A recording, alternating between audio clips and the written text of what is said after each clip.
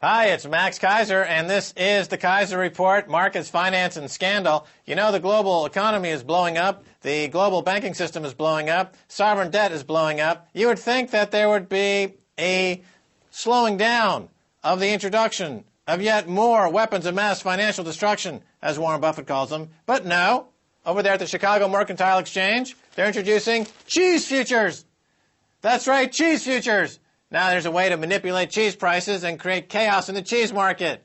Well, I'm sure the French are going to just love this new development. And over at Bear Stearns, ex-Bear Stearns CEO Jimmy Kane, he says that the firm collapsed because of a rumor. That's right, a rumor collapsed the firm. He said it had nothing to do with the fact that the bank actually had no collateral on its books whatsoever.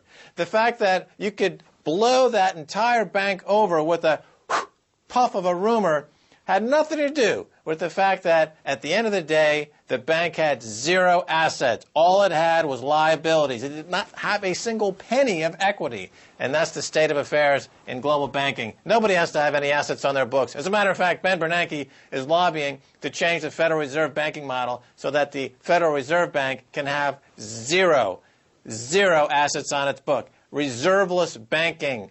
Wow, that sounds like a really good idea. Well, today's show is all about China. It's talking about bubbles. Let's bring in Stacy Herbert. That's right, Max, because where do you go to look for a safe haven in this global, the currency crises and the sovereign debt crises happening in the West? Well, S&P says Asia's bonds may shine, sheltered from Greek crisis. So Asia's government bonds may be poised to benefit from low debt levels and expanding economies. And remember, they have such low debt levels there because of a very similar thing which is happening to Europe, and that was the Asian financial crisis in the late 90s, when country after country was taken down by hedge funds and currency speculators attacking them. And the same thing is now happening to Europe. And because of that experience, they now have massive reserves, which is protecting them in this latest round of attacking nations. That's right. The financial hitmen were active in Asia in the late 90s, and that has given them a cushion, some reserves, actually, to sustain this latest round of financial hitmen attacks. Yes, continue, please. Well, along that same line, HSBC chief, London and New York are yesterday's news in the new world of finance. This is a speech to the American Chamber of Commerce in Hong Kong. Michael Gagan, the HSBC chief executive, said, "I believe the 2010s will bring about the close of the Western-centric mindset. We have now reached the point of no return. In a few years' time, who will remember the G7? We'll remember the E7, China, India, Brazil, Russia, Mexico, Indonesia, and Turkey. These are the ones that matter." Well, let's keep in mind that 18 of the last 20 centuries, most of the economic power in the world has been in Asia. It's a reversion to the mean. And finally, he says, "I was in the UK and US last week. They are still arguing about whether London or New York is the best financial center. Candidly, that's yesterday's news." It's like saying which horse is more attractive in the glue factory. Well, also, Prudential to sell business in UK after Asian deal. So the Prudential, which is an insurance company founded in London in 1848, so it's been there for 150 years. Well, they're buying AIG's Asia unit, AIA, and with that, they're going to just get out of the US and UK markets and focus on Asia. Yeah, why not? It's a dying place to be. You know, it's yesterday's news. It's a sunset industry, sunset countries. Now they're moving to the land of the eternal sunrise. Well, with that, biggest world expo ever opens in Shanghai. And you wouldn't possibly know it if you were just looking at Western news because nobody's focused on it. But it's a $58 billion trade show, basically. And according to Debbie Chung, who is Group Managing Director of Ogilvy Public Relations in China, she says, "This is the message. No one can do this but China, and we are the future." No doubt. You know, that's the interesting thing, isn't it? That as Americans, we are witnessing the end of an enormous bull run, which lasted really more than 150 years, well, really more than 200 years, but it looks like finally it's reached the end. This World Expo leads me to this other headline, a negative headline on China. China may crash in next 9 to 12 months, Faber says. So Mark Faber, the famous boom, doom, and gloom report. Oh, yeah. He says that the opening of the World Expo in Shanghai last week is not a particularly good omen. He said, citing a property bust and a depression that followed the 1873 World Exhibition of Vienna. He's going back pretty far to find... Well, he's an historian.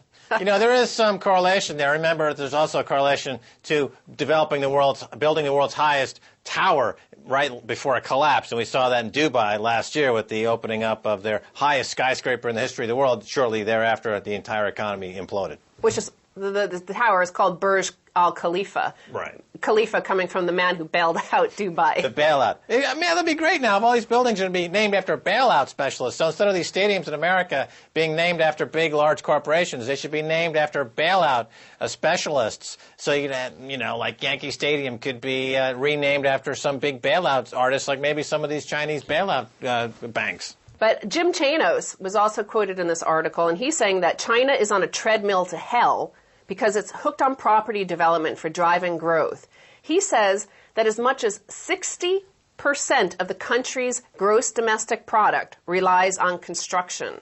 So, you know, property prices in 70 Chinese cities were up 11.7% in March alone.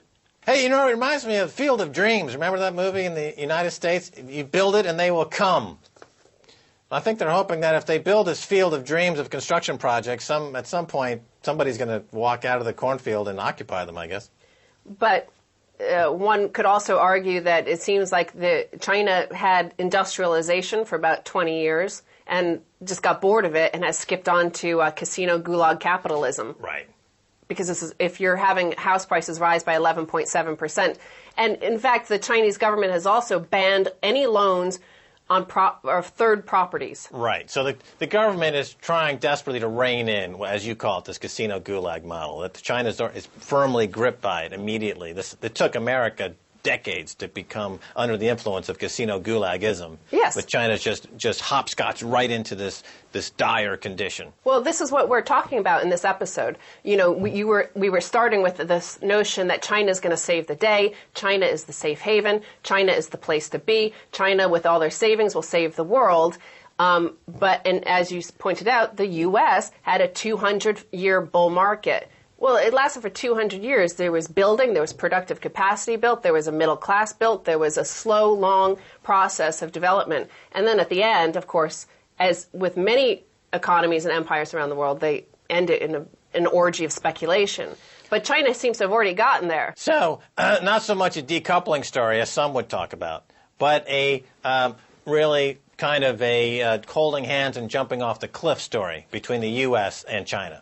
So we started this section with S&P saying that Asia's the place to be. Here is Fitch. China may bail out banks if property collapses, Fitch says. So China may be forced to bail out some of its banks if the nation's property market collapses, Fitch says. So there you go. I mean, it's not all wonderful there. And then I take this next headline. So we're comparing China and the U.S. Why China won't surpass America as number one superpower anytime this century. This is Harvard professor Joseph Nye, and he says that absolute GDP might pass U.S. absolute GDP, but on a per capita basis, it's nowhere near, and it won't happen this century. And because of that, he says China is a long way from posing the kind of challenge to American preponderance that the Kaiser's Germany posed when it passed Britain at the beginning of the last century. The facts do not, at this point, justify alarmist predictions of a coming war. So even in that, he's still saying that it's going to be conflict because the U.S. won't willingly just give up being the number one superpower to another country. Right, and we're already seeing this being played out in what's now called the currency wars. That's right. All over the world, people are using these weapons of mass financial destruction, as Warren Buffett has called them, to attack each other in the currency pits. That's correct. And then the final headline, China versus America, fight of the century. So this is the alarmism Professor Joseph Nye was talking about. People are asking, the world's two great powers are growing dangerously hostile to one another. Could this be worse than the Cold War? Now, the reason why they say that is not only is there economic and political decoupling by China from America, but according to the article, quote, the unfolding conflict is in many ways more dangerous than the Cold War. Economic decision-making in Moscow had little impact on Western power or standards of living. But globalization means there is no equivalent to the Berlin Wall insulating China and America from turmoil inside the other. So they're wrapped in a mutually assured destruction system of the way they trade with each other. Right, on the banking back end of it all. Now, on the themes for 2010, Stacy Herbert, this is exactly what you predicted. That's correct. Increased currency volatility and soft currency wars in the back rooms of the global banking system. So kudos to you for having predicted this before. Now it's happening in real time and recovering here on the Keiser Report. Don't go away. We're going to China right after the break, so stay tuned.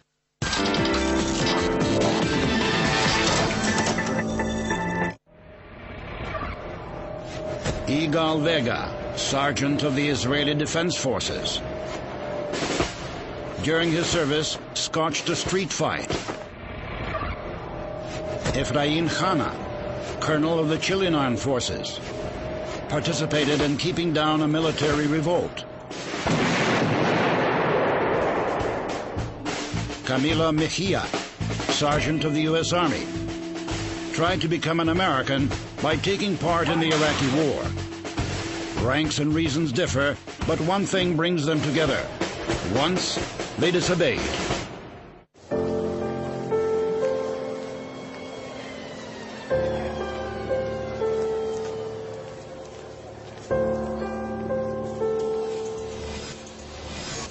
Life in Russia would be so much brighter if you knew more about someone from first impressions.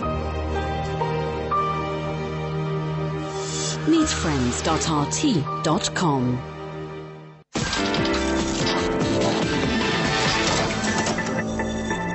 All right, welcome back.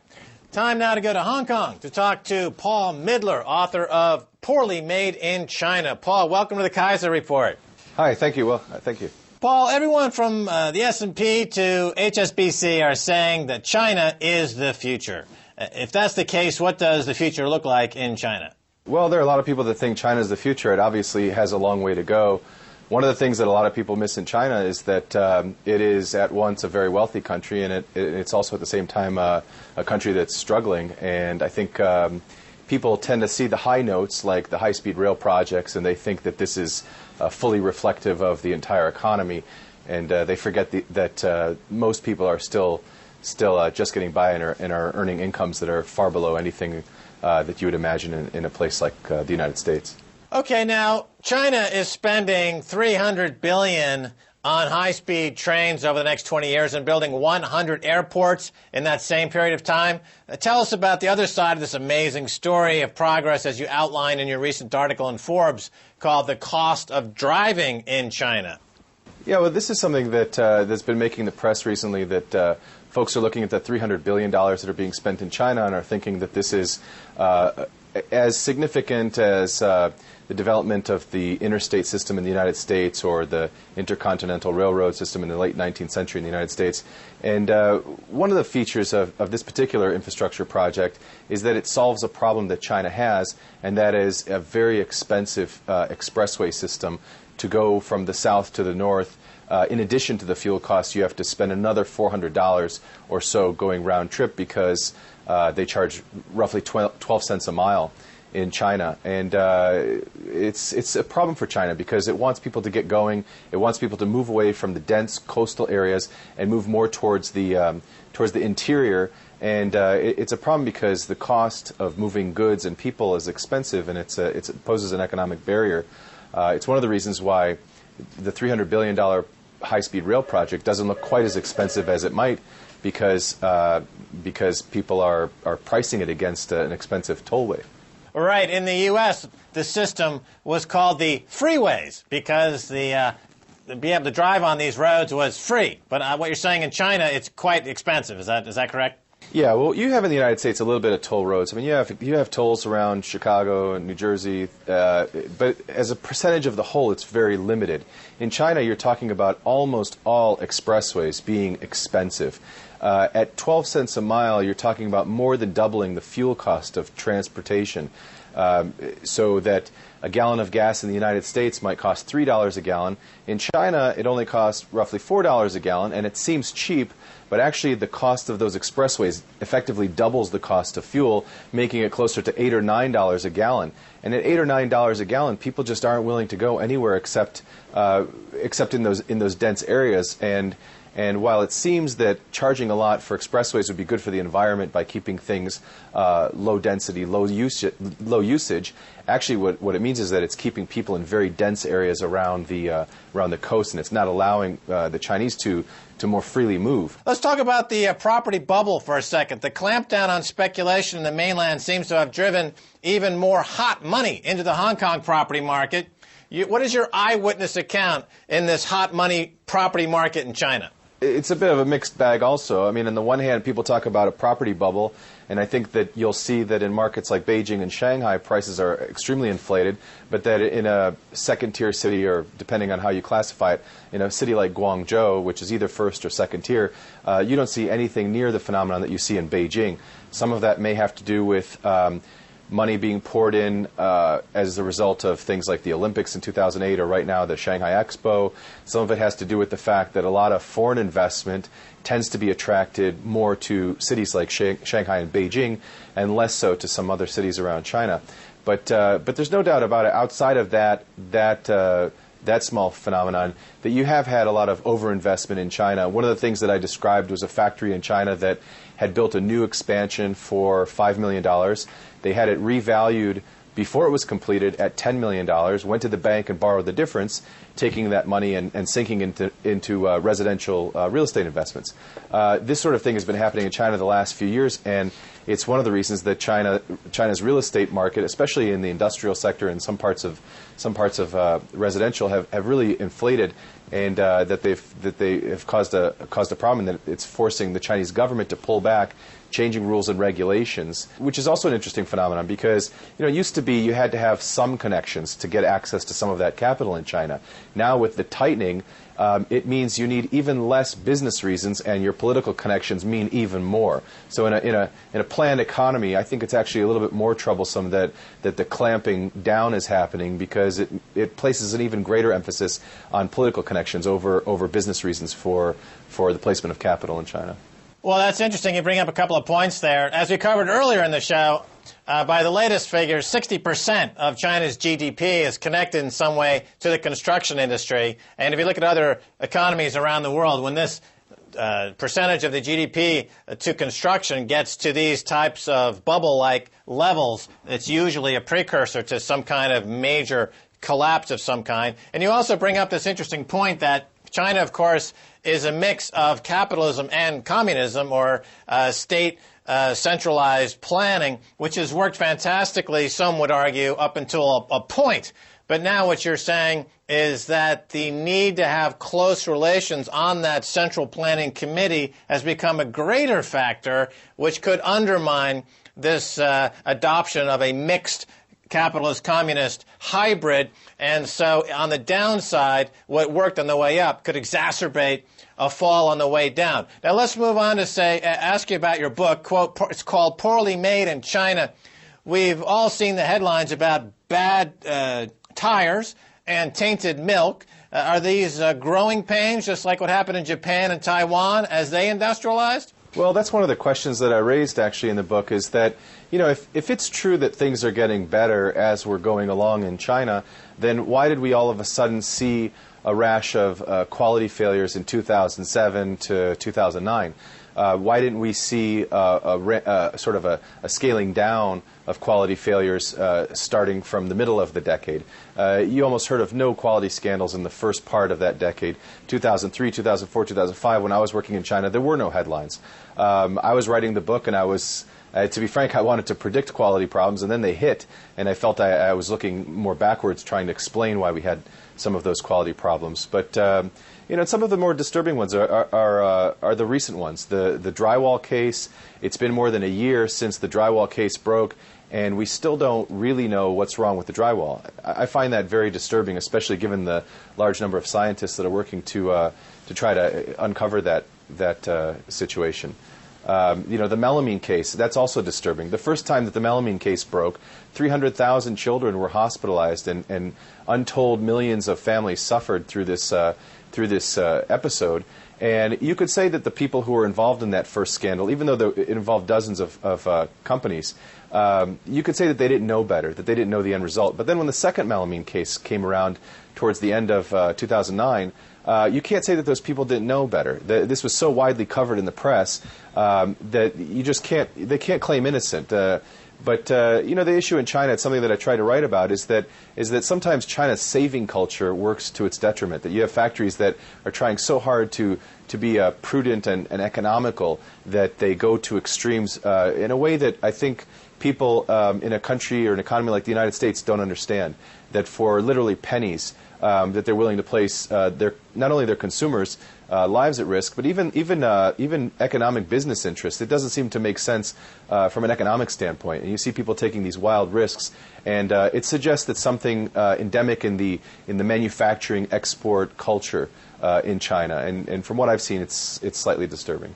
Well, I wouldn't characterize it as a savings and prudence problem. I would looks more like a speculative borrowing and reaching for GDP growth at any cost problem.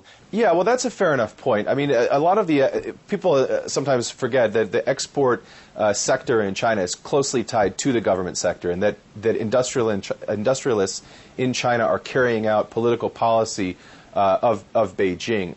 There's no doubt about that. There are incentives in place in China.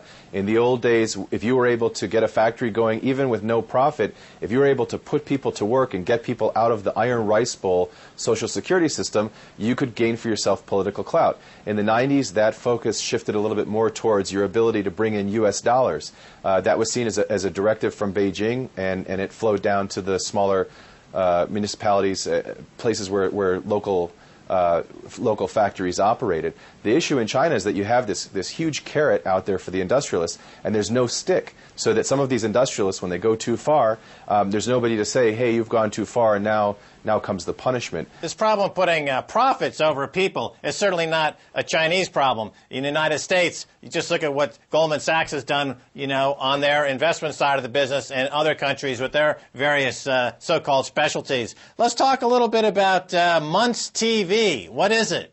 Oh, that was something that I'm not even all that familiar with, but somebody has mentioned it to me once, where in the United States people had engineers. I think they were making televisions in the 50s. Engineers were sort of charged with trying to bring down costs, and I believe engineers were looking at it and saying, hey, if this part does not absolutely necessarily need to be there, let's pull it out of the system. And then this sort of led to, in certain sectors, decreases in quality.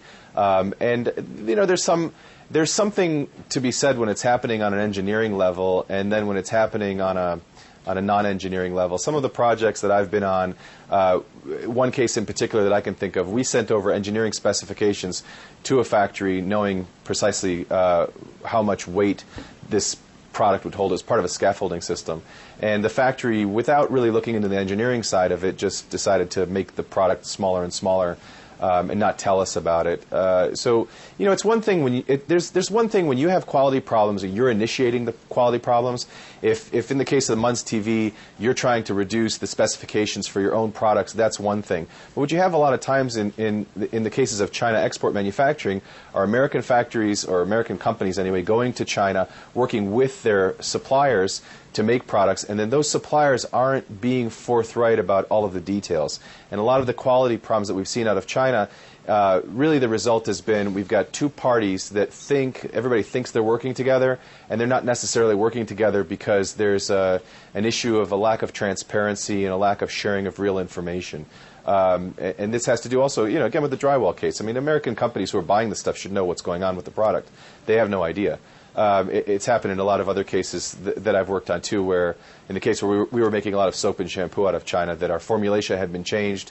We weren't told it was changed, and in the end, when we tried to find out what had changed, our suppliers wouldn't tell us, and we had to to go to lawyers just to find out what our own products had in them. Well, the Munch TV sounds like it could be a template for a synthetic collateralized debt obligation. Just simply keep removing equity from this piece of paper until basically you're just exchanging nothing but air. And these Chinese manufacturers could, instead of being a bug, they could just say it's a feature and say we're not producing faulty TVs anymore, we're producing faulty collateralized debt obligations. And therefore they could cash in for hundreds of billions of dollars, just like the Wall Street banks. All right, Paul Midler, that's all the time for we have. Thanks for being on the Keiser Report. Thank you very much. All righty. And that's going to do it for this edition of the Keiser Report. I want to thank my guests, Stacy Herbert and Paul Midler. If you want to send me an email, please do so at keiserreport@rttv.ru. Until next time, this is Max Keiser saying bye, y'all.